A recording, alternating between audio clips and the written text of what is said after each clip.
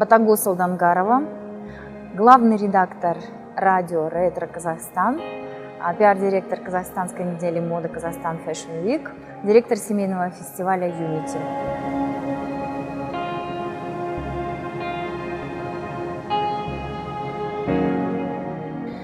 Самопознание ребенка, оно начинается именно с семейных ценностей, с того, что им дают родители, с языка, песен, творчества, которое они получают именно в семье. Поэтому семейный фестиваль уже много лет, он пропагандирует именно это, потому что, зарождаясь уже в далекие-далекие времена, мы идентифицировали себя, да, на этой планете, на этой земле в первую очередь, как люди какого-то определенного этноса. И мне это очень приятно, что в нашей стране эти все традиции бережно хранятся, развиваются. И главное, что эти корни, которые у нас существуют, они, помимо того, что они имеют такое свойство переплетаться, ввиду того, что у нас семьи могут создаваться совершенно разными представителями национальности, но в любом случае, в любой семье есть обязательно или какой-то рушник, расшитый бабушкой, песни, которые пела бабушка и передавала из поколения в поколение. Это любовь детей именно к тем мотивам, да, которые не оставляют равнодушным никого в семье. Читаются книги. Это звучание родного языка. Все это остается в каждом человеке, который затем передает другому поколению. И вот семейный фестиваль, он потому так и называется, что именно в семье это все зарождается, это все бережно хранится, пусть это будут там фотографии, да, но любопытство ребенка к тому, а кто же я такой, откуда я появился, и кто те люди, которые были до меня. И это все только семейное древо. И я говорю еще раз, это идентификация тебя на планете, на Земле, она начинается с того, к какому этносу я принадлежу. Ну, сейчас так это не звучит, да, для ребенка. То есть я в первую очередь он понимает, что он русский, или он казах, да, первые слова он произносит именно такие. Украинцы бережно хранят, татары бесподобные, да, со своими мелодиями какие-то. Ну, я не говорю уже о кавказских народах и всех остальных. Это то, что нас делает другими, это то, что тебя представляет немножко совершенно по-другому в общей массе людей. И я так думаю, что мы этим гордимся, и поэтому на семейном фестивале вот все, что связано с творчеством, все связанное с декоративно-прикладным искусством, естественно, оно берет начало именно оттуда. Все традиции, которые заложены в декоративно-прикладном искусстве, естественно, они берут начало именно там, когда наши мамы, начиная с того, что они украшали свою одежду, украшали свою обувь, выбирали себе украшения различного рода, аксессуары. Все это собиралось именно по какому-то особому стилю, скажем так, по особой тематике, по мотивам. И мы все это, естественно, принимали, мы этим интересовались. И первый вопрос ребенка: а кто это, откуда, что это? Оно ведет к тому, что рождается целая история не только семьи, не только народа, но и целого государства. Поэтому я так думаю, что здесь связь народов, населяющих Казахстан, и семьи, в которой ребенок растет, имеет огромное значение, потому что это то, что помогает нашему государству, не теряя своих истоков, развиваться дальше и быть крепче не только в своей семье, быть крепче друг с другом, потому что у каждого из нас очень четкие определения, кто я на этой планете, кто я в этом государстве, кто мои друзья, а любые знания, они всегда помогают жить. Присутствие на семейном фестивале представителей разных народностей, оно всегда приветствуется. приветствуется. Потому что если это дети танцевальных коллективов, да, то, естественно, они представляют в первую очередь номера, связанные с национальными нашими, опять-таки, традициями. И это самые яркие, самые красивые, самые зажигательные номера, потому что то, что связано с теми мотивами, движениями, которые заложены были много-много-много лет назад, это то, что дает нам понимание, что мы, конечно же, мы на этой земле, может быть, вы одинаковые дети, но при этом есть еще и разные народы. И история, культура разного народа, другого народа, она очень интересна и самобытна. И это вызывает любопытство людей. А почему вот одежда, допустим, украинцев, она именно такая? А почему у таджиков так много блеска всего, да, а у узбеков такой орнамент красивый? Вообще сам семейный фестиваль, он создан для того, чтобы побуждать в детях этот интерес к знаниям, любым знаниям, какие бы они ни были, какие бы вопросы у них не возникали, они должны получать ответы на этот вопрос, интересоваться этим и затем дальше быть сами интересной личностью для многих.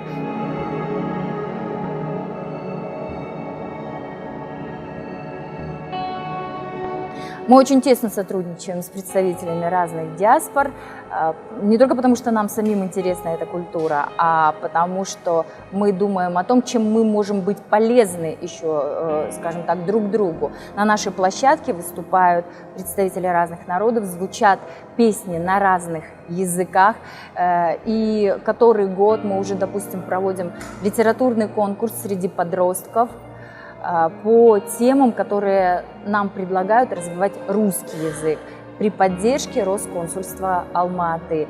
Победитель этого конкурса едет затем в Россию по путевке, которую называется программа «Здравствуй, Россия», и мы выявляем лучших в написании сказок. Так и проект и называется «Сказки солнечного города», но при этом тематика дается все время разная. Вот в этом году Россия отмечает 200-летие балета. И, естественно, тема была связана именно с балетом, и задание было дано следующее: написать продолжение сказки «Щелкунчик». То есть, да, вот мы знаем либретто балета, а дети писали продолжение «Щелкунчика», так и называлось, «Сказки солнечного города. Судьба Щелкунчика». И они придумывали, что же там с Щелкунчиком могло произойти дальше. Работы были интереснейшие, вот ни одна тема не повторилась, ни один герой далее, который появлялся в судьбе Щелкунчика, не повторился. И это были увлекательнейшие истории, и мы очень рады, что театральные коллективы Алма-Аты берут в репертуар теперь эти сказки, и мы увидим это все теперь и на сцене. Вот благодаря вот таким вот проектам, я так думаю, что и мы поддерживаем не только интерес детей к развитию, скажем так, творчества, да, там, литературного, песенного, танцевального и так далее. Мы развиваем еще и вот это сотрудничество между народами и поддерживаем эти традиции.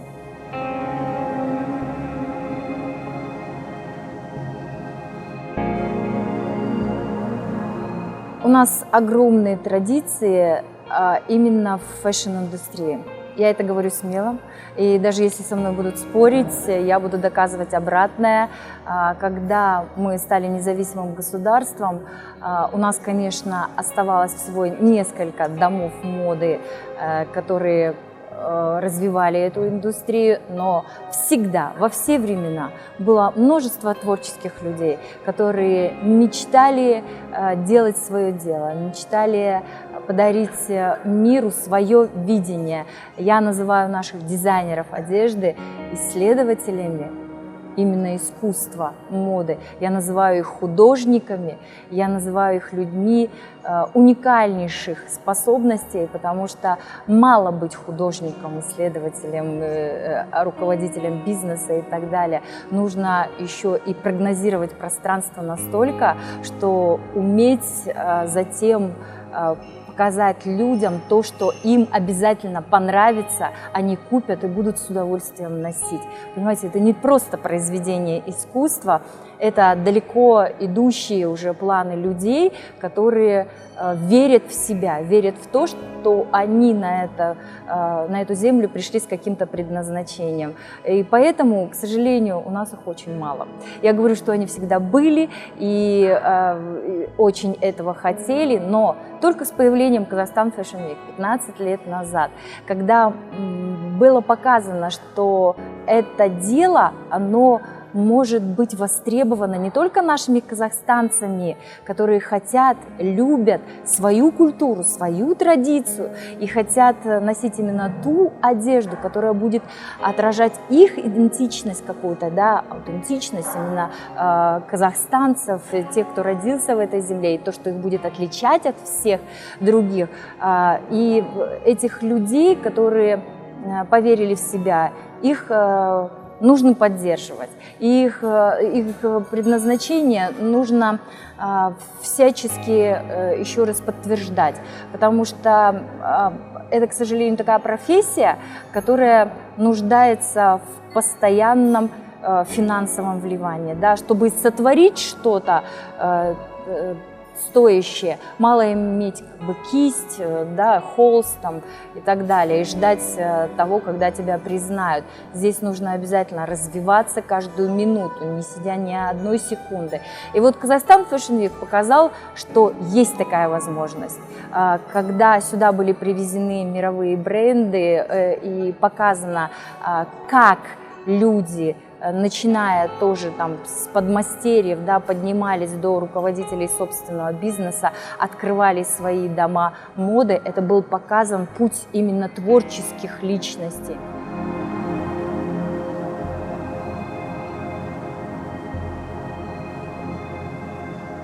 Наши специалисты, наши мастера, они в себя поверили.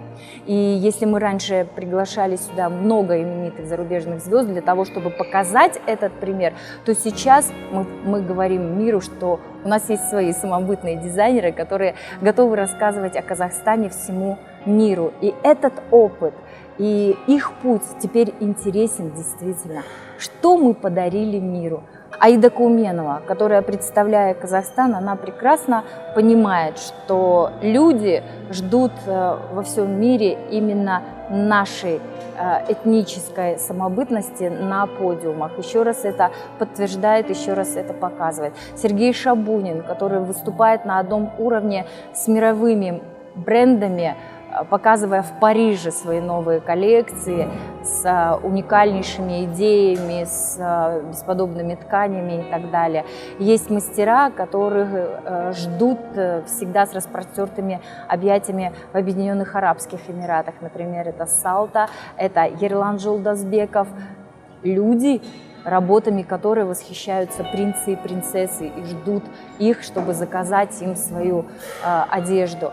Есть мастера, которые показывают нашим казахстанцам, что они достойны того, чтобы носить именно то, что им идет, то, что им хочется. И я очень рада, что наш потребитель, он уже совершенно его не устраивает то, что им дают другие бренды. Им нужно носить что-то особенное, и это очень хорошо. Если говорить о том, как мы представлены в последнее время на мировых подиумах, то можно продолжать, естественно, то, что наши дизайнеры выставляются совершенно уверенно и спокойно в шоурумах. Есть такая система, то есть это не только показы. Показы – это шоу, а есть выставки. Это самая главная площадка для всех дизайнеров, потому что именно туда съезжаются все байеры, именно туда приезжают представители фабрик и самые жесткие эксперты, скажем так, мировые, которые оценивают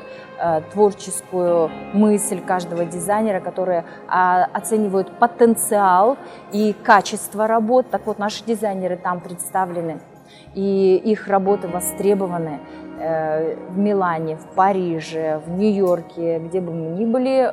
Мы знаем, что это такое качество, требования мировых фабрик. Да? И все это благодаря Казахстан Fashion Week, потому что на самом деле только эта площадка показывала и продолжает показывать, на каком уровне должны работать дизайнеры. То есть мы учимся с самого первого прихода, с самого первого своего пожелание, скажем так, да, быть дизайнером, мы учимся быть дизайнером. Какого качества должна быть одежда, как она должна быть сделана, как развивать свой бизнес-проект, каков должен быть бизнес-план, потому что без этого не может быть развития ни одного бренда.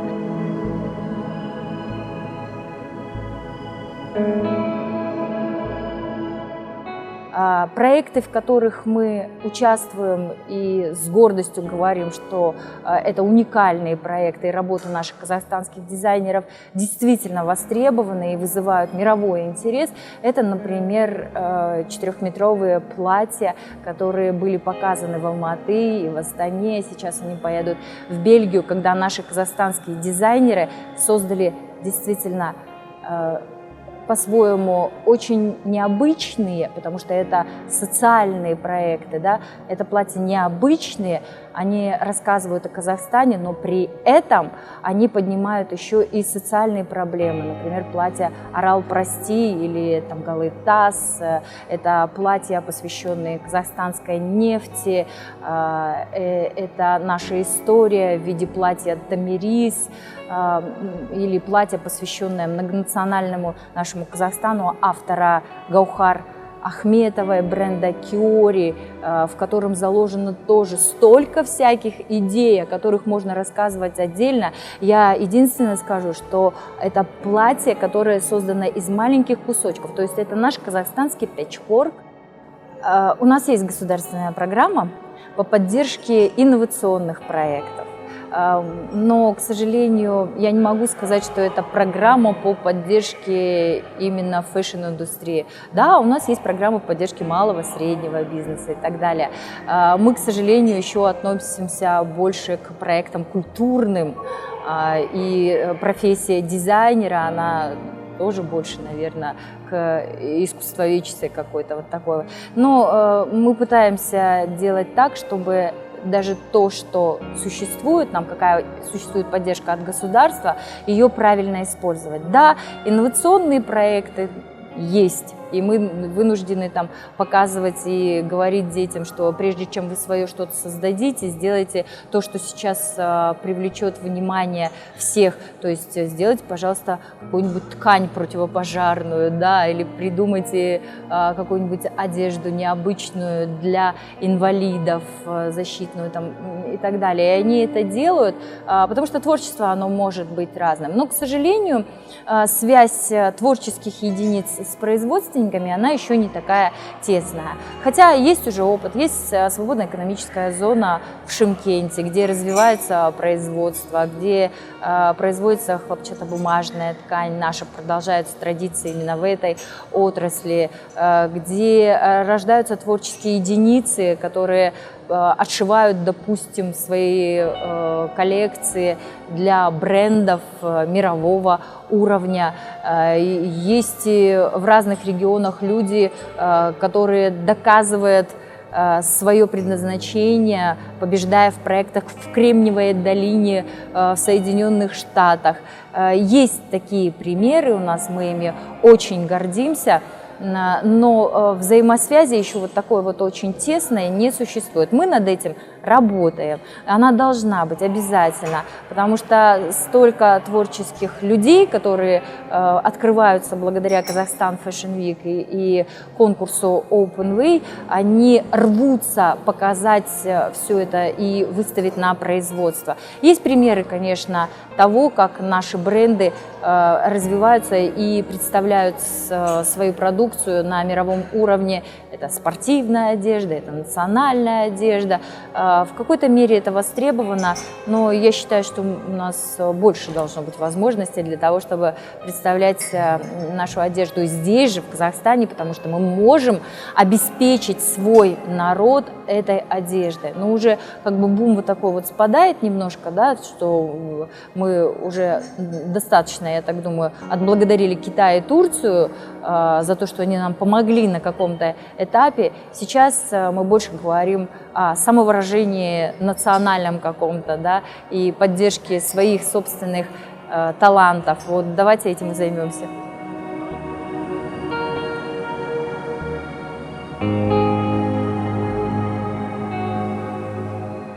никогда не поздно задуматься над тем, кто ты на этой земле и для чего ты родился.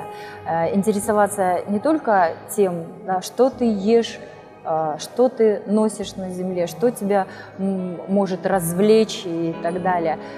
Ты родился для того, чтобы передать своему поколению, своему новому, да, потомству что-то очень важное. И не случайно поэтому казахстанцы обратились и поддержали, наверное, с удовольствием этот проект «Рухани Жаңғыру» для того, чтобы еще раз подумать о том, какова же основная идея нашей нации.